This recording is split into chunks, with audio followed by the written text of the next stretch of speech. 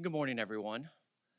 Today, we're announcing the Southern District of Florida's results as part of the largest healthcare fraud takedown in American history. Nationwide, the Department of Justice charged 455 defendants responsible for more than $6.5 billion in fraud. Here in South Florida, we've charged 12 defendants involved in schemes targeting Medicare, Medicaid, private insurers, and other federal benefit programs. This historic operation reflects the leadership of President Donald J. Trump, Acting Attorney General Todd Blanche, and the Department of Justice in making fraud against the American taxpayer a top priority. It also reflects our strong partnership with Florida Attorney General James Uthmeier and the Florida Medicaid Fraud Control Unit. Healthcare fraud is not a victimless crime. Every fraudulent Medicare claim is money stolen from American seniors. Every dollar stolen is dollars taxpayers worked very hard for. For years, the federal government largely operated on a pay and chase model. Fraudsters billed Medicare, collected taxpayer dollars, and investigators tried to recoup the money later. That model has failed taxpayers. The operation and results announced this week show how we've moved from a detect and prevent strategy using advanced data analytics to identify suspicious billing before taxpayer dollars ever leave the Treasury. That measure of success is no longer how much fraud we prosecute after the fact. It's how much fraud we stop before a single taxpayer dollar is lost. Our objective is straightforward: stop the fraud, seize the proceeds, prosecute those responsible. We're indicting the fraudsters, we're identifying the criminal networks responsible, and just as importantly, we're taking back the money. Today, we're announcing the seizure of more than $27 million connected to fraudulent wound care clinics right here in South Florida. When we find the proceeds of fraud, we're seizing the bank accounts, the luxury cars, the jewelry, and the homes purchased with the stolen taxpayer dollars. Now, let me briefly walk you through today's cases. Here we have a cardiologist allegedly submitted $89 million in fraud claims for cardiovascular testing performed on student athletes, signing off on test results in seconds without meaningful review, even after being informed that one student later died from sudden cardiac arrest. This is very clear. This is not a victimless crime. You can see these fraud net. This particular testing site is affecting all over the country.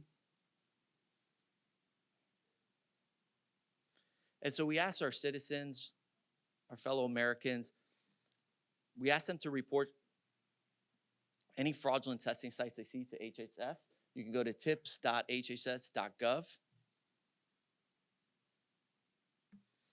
Here we have a convicted felon allegedly impersonating a deceased Miami doctor to fraudulently certify disability exemptions that allowed applicants to attain U.S. citizenship without completing required English and civics testing. Here again, we see crimes frequently intersect with other criminality. Allografts. This chart shows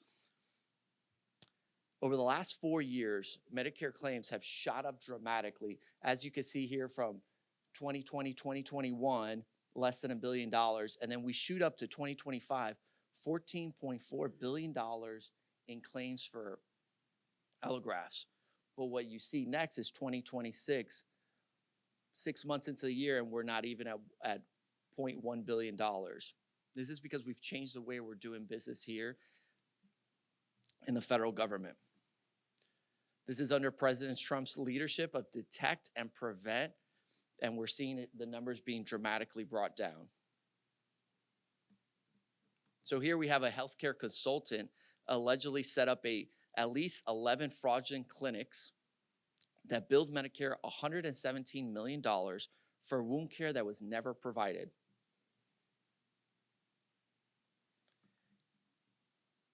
As you can see in this chart, these cases also show that the Department of Justice is working with our international partners so that we can hold these fraudsters accountable. We have a Miami businessman allegedly helped operate a sham durable medical equipment companies responsible for $3.76 billion in fraudulent claims and wired millions of dollars of fraud proceeds overseas.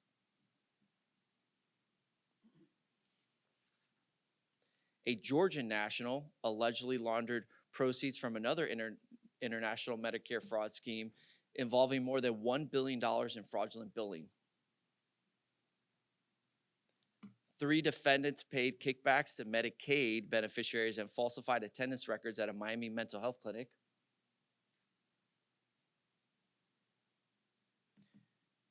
A medical billing consultant allegedly submitted $58 million in fraudulent claims for medically unnecessary braces. Another billing company owner allegedly taught durable medical equipment companies how to avoid Medicare scrutiny while submitting more than $64 million in false claims. And I have a few more cases to cover. A call center owner allegedly generated $62 million in medically unnecessary genetic testing claims through deceptive telemarketing and kickback schemes. Another therapist allegedly directed patients to sign records for treatments that they never received. Finally, it's part as this week's takedown, the Southern District of Florida has seized over $27 million. What the public sees here is different schemes, but the same objective: to exploit our healthcare system and steal from American taxpayers. South Florida has long been the nation's leading target for healthcare fraud, but we are also home to some of the finest prosecutors, investigators, analysts, and agents anywhere in the country. I want to thank the prosecutors in our office, the department's healthcare fraud unit, the Florida Strike Force, the FBI, HHS-OIG, Homeland Security Investigations, USCIS, the Florida Medicaid Fraud Control Unit, IRS Criminal Investigation, DEA, the Office of Personnel Management, Inspector General, and all of our law enforcement partners who made today's work possible. I would now like to introduce one of those outstanding partners, FBI Miami Special Agent in Charge, Brett Skiles, whose agents played a critical role in these investigations.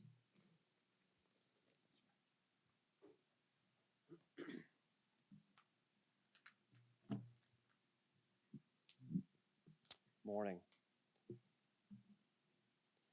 So first, I'd like to thank our U.S. Attorney for the Southern District of Florida, Jason Reding Quiñones, for bringing us all together to highlight the pervasiveness and impact that healthcare fraud in South Florida has, and to recognize the 2 recent high-profile cases of our healthcare fraud program. Healthcare fraud is more than a financial crime. Every dollar stolen through healthcare fraud is a dollar derived from patient care, medical services, and programs that millions of Americans depend upon. The impact is felt not only in government-funded healthcare programs, but throughout the entire healthcare system. And certain factors such as a large elderly population and numerous healthcare providers and systems offer a target-rich environment for criminals to commit healthcare fraud in South Florida. For instance, in 2025, Florida was the first state in the U.S. with $10.3 billion with a B dollars billed to Medicare by durable medical equipment suppliers, almost twice as much as the next state. Analysts, investigators, and Medicare estimate that anywhere from 3 to 10% of that billing is fraudulent, meaning Florida's 2025 Medicare fraud estimates would range anywhere from over $300 million to $1 billion. Simply put, South Florida offers fraudsters an environment to exploit some of our most vulnerable populations, to include senior citizens, for financial gain. And over the years, FBI Miami and our partners have identified numerous healthcare fraud schemes ranging from durable medical equipment, telehealth, lab testing, treatment center, and education-based schemes. And there's always a commonality. Fraudsters are motivated by money. They exploit patients and deceive healthcare providers and programs at the expense of taxpayers, vulnerable individuals, and the integrity of our healthcare system. To combat these efforts, in 2007, FBI Miami, along with DOJ, formed the first healthcare fraud strike force, paving the way for a model that's been replicated in other strike force cities. The strike force is a force multiplier, establishing a collaborative effort for the FBI in Miami to collaborate not only with our partners, but on significant healthcare fraud investigations with partners such as SDFL, DOJ, HHS, DEA, and the VA, as well as state and local partners. So since its inception, the strike force contributions and impact on FBI investigations have been invaluable. And a perfect example is Operation Nightingale. The investigation uncovered a scheme to issue fake diplomas so students could obtain licenses and employment in the nursing field. Over 15,000 fake nursing diplomas were issued by 17 licensing nursing schools as well as underground schools for approximately $250 million in kickbacks. In June of 2026, after 2 weeks of trial, Carlene Norias pled guilty to 2 counts of conspiracy of wire fraud and money laundering for selling 2,600 fake nursing degrees over a 5-year period in Broward and Palm Beach counties, totaling $25 million in kickbacks. Norias' actions resulted in numerous instances of improper patient care, including a patient who died in a St. Louis hospital in 2023. Norias became the 43rd subject to be charged and ultimately convicted, in addition to $89 million in forfeiture money judgments and the recovery of $14 million in seizures.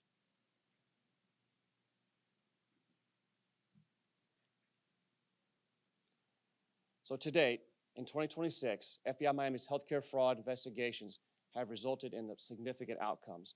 $973 million in restitution ordered, $25.7 million in assets seized, 36 convictions, 68 sentencings totaling over 278 years, 16 indictments and 13 arrests. And in particular, I want to highlight 2 investigations for you this morning. The first, as was briefly mentioned by the U.S. Attorney, is on June 16th, Dr. Jason Finkelstein was indicted in the Southern District of Florida and arrested in Texas on June 18th for his role as a medical director of Capo Health, a private cardiovascular testing company in Boca Raton. The FBI received information alleging the owner, Mitchell Rubin, sonographers, and Finkelstein were knowingly conducting fraudulent testing on students. The company allegedly would bill private insurance companies for the testing without correct diagnosis on proper medical review for the testing. And from 2019 to 2025, Finkelstein was a provider and billed numerous plans, including the Veterans Affairs, Federal Employee Plan, and Medicaid for $89 million. He was paid over $13 million for fraudulent testing. The second case is a joint FBI investigation with our Department of Health and Human Services, OIG, and Office of Personnel Management partners, and the Sunshine Senior Solutions owner, Ibrahim Hilmi.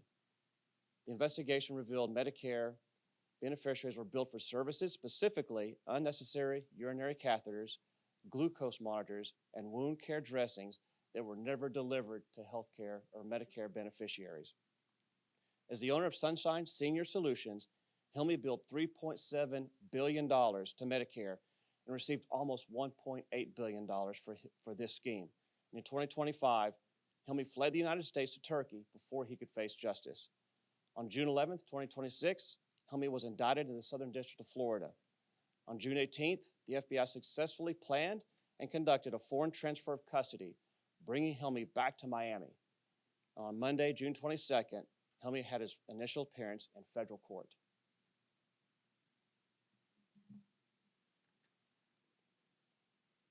And these cases serve as a stark reminder to anyone who seeks ill-gotten gains through the healthcare fraud or through the healthcare fraud system. The FBI and our partners will aggressively investigate those who view healthcare programs as opportunities for personal enrichment while exploiting patients, providers, and taxpayers. The Miami Field Office is unwavering in its commitment to protecting the integrity of our nation's healthcare system for the millions of citizens who rely on healthcare programs on a daily basis. So I'll be followed by Isaac Bledsoe, Special Agent in charge of HHS.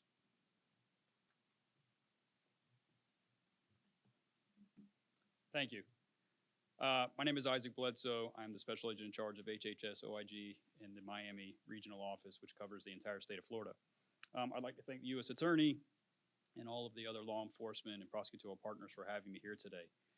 This year's National Healthcare Fraud Takedown reflects what really can be described and has already been described as a whole of government approach to protecting our federal healthcare programs and the beneficiaries who rely on them. The cases charged out of the Southern District of Florida specifically are the results of successful, ambitious enforcement operations which shut down a long string of alleged healthcare fraud schemes totaling over $4 billion. The cases charged nationwide, but specifically those here in the Southern District of Florida, demonstrate what is possible when law enforcement and our prosecutorial and federal healthcare partners work in true coordination to bring what we believe are those who we believe are responsible for these schemes to justice. The results you see here are the product of extensive collaboration, constant information sharing throughout the year, not only amongst the investigators and the prosecutors, but also with our program partners at the Centers for Medicare and Medicaid Services. This is my 16th year doing these takedowns with HHS-OIG. I can say for certain that healthcare fraud and the healthcare landscape evolves quickly, and those fraud schemes have become increasingly more sophisticated. To stay ahead of that, HHS-OIG and the work that we're doing in the Office of Investigations has taken advantage of cutting-edge data analytics tools that allow us to detect fraud schemes before they result in significant losses. We work closely with our data scientists and CMS, the Department of Justice, FBI, and all of our state and local partners to flag suspicious claims and place those suspected fraudulent companies and individuals on payment suspension. At times, so swiftly and so quickly that we're able to stop all but less than 1% of those monies and those payments of would-be fraudulent dollars of going out the door and from the Medicare and Medicaid Trust Fund. This is an example, as was mentioned before, of a move from the old pay and chase model to one of early detection and prevention. Even in those cases where money is paid and goes out the door, our unprecedented partnerships with financial institutions and banks allow us to all work together to quickly seize money and seize those dollars right out of the bad guy's bank account. So needless to say, all of us, this team you see here today, working together have created a proven playbook of recovering stolen funds, stolen taxpayer dollars, and these cases we're talking about exemplify that. Aside from the significant dollar amounts allegedly stolen in the schemes we have unveiled today, we also found evidence that those charged often exploited and harm patients who rely on federal healthcare programs to receive medically necessary and other needed services. These individuals were ignoring the real needs of these patients. These bad actors, some of them even physicians, medical professionals, allegedly billed for services that were never actually provided, services tainted by illegal kickbacks that corrupt impartial medical decision-making. And as we have seen and heard, these actions can in fact result in patients suffering physical harm and sometimes even death. So again, this is not a victimless crime. The future of healthcare fraud enforcement, as I see it, is proactive, it's data-informed, it's deeply collaborative. As you can see, no single agency can address these threats alone. We've built a great team together, federal law enforcement, state and local partners, CMS, and prosecutors across the Department of Justice. We can not only respond to this fraud in the future, but we can detect and prevent it before federal dollars are ever stolen and before patients are even put at risk. So again, I want to thank all of our partners, again, for the commitment to this mission. I want to thank the agents, the investigators, the analysts, and the prosecutors who got this work done. HHS will continue to work with each of them and each of you to safeguard our programs, protect our beneficiaries, and ensure that taxpayer funds are used for care and not for criminal profit. Thank you. With that, I'll pass it to Florida Attorney General. Good morning, everybody. It's great to be here in Miami. How refreshing it is to have a federal government fighting for the American people, recouping billions in taxpayer dollars and putting bad guys away. Fighting fraud, saving taxpayer funds. It should be a bipartisan effort. It really should. And unfortunately, that just has not been the case.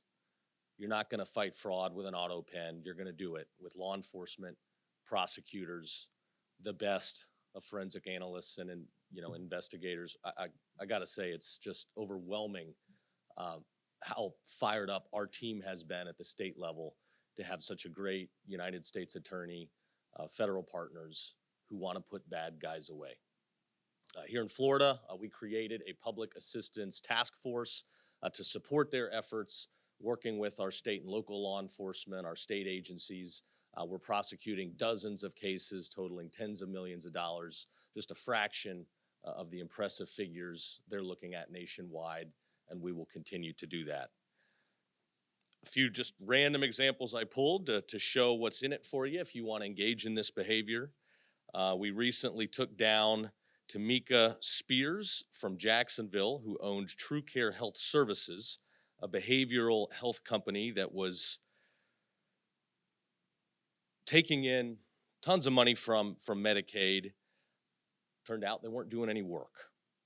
Second, we've got Aline Sanchez from the Miami-Dade area. She was the sole owner of Beautiful Smiles Dental Clinic. Again, taking in Medicaid money. She was not even a licensed dentist. She's looking at almost 40 years in the Department of Corrections. Ms. Spears looking at almost 20 years in the Department of Corrections. In Volusia County, we just took down Vanessa Thomas. She was a mental health counselor who was supposed to be providing talk therapy. On many days, she was logging appointments with over 24 patients for hour-long appointments, logging more time than there is in the day. Obviously, that's not possible.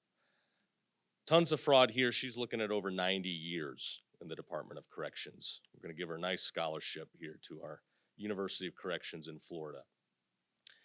There's also some real-life physical harms that come out of this. It's not just money. Just yesterday, we made 2 arrests. 2 individuals, Ronald Pack and Marie Karanan from Osceola and Polk counties. They were operating Cherish Home Care. This was an unlicensed fake nursing home. And as we saw them billing the federal government for services and continued to investigate, it turned out they were actually receiving patients. They were working with medical facilities and hospitals to transport outpatients into their facilities, where they would seize IDs, EBT cards, medications, and personal property, and they would impose house rules where they went so far as to put padlocks on doors to keep people locked up. There were reports of physical, sexual, and other abuses. Patients died likely because of their neglect.